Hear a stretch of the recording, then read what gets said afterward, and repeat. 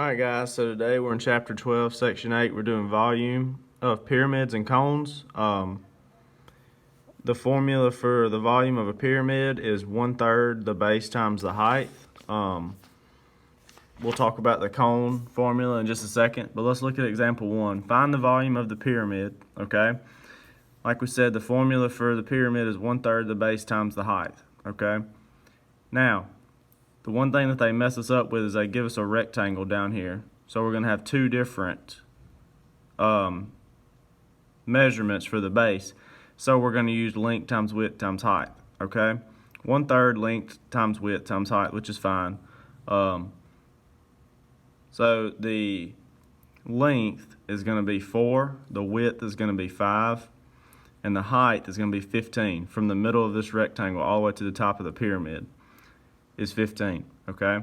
Remember, we're talking about volume. We're not talking about the outer part. We're talking about the inner part of this pyramid, how much it can hold, basically. So they did 4 times 15 times 5, and then took 1/3 of that and got 100, okay? Now, how to punch that in your calculator, because I know that can be confusing, go ahead and go 4 times 5 times 15, get an answer. And then type in times 1 divided by 3, and that's how you multiply it by 1/3, and that'll help you out, okay? So they got 100 meters, because that's the unit they're using, and they did it cubed, okay, because we're solving for the volume like we did yesterday.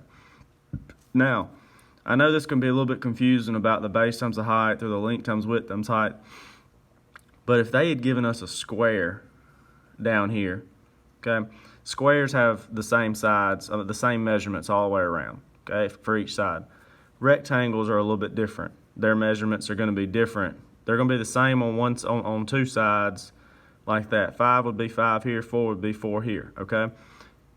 So, since they have different measurements, we have to use this formula. If they had the same measurements, if it was a square, 5s all the way around, we could use base times height, okay? But we can't right here because we have different measurements. Let's move on to example 2. We're solving for a cone now. Volume of a cone, the formula is 1/3 pi r squared times the height.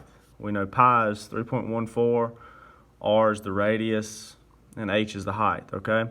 So let's check it out. Find the volume of a cone to the nearest whole number. Okay, so we're going to use our formula, 1/3 pi r squared times the height. Now, it gives us the diameter. This whole line right here is saying it's 20 across, okay? But in our formula, we're using the radius. The radius is half the diameter, so we know this 20 is going to be 10 because we're looking for here to here, not all the way across. So we got 1/3 times pi, which is 3.14, times the radius squared, which we said is 10, times the height. From the middle of the radius all the way up, the middle of the diameter all the way up to the top is 6, okay?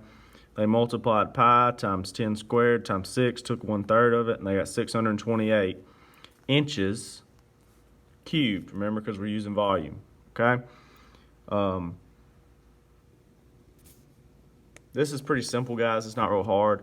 It's really important for you guys to try and remember these formulas. I know it sucks and it's hard because these are a lot of formulas, but they will help you down the road if you know these formulas.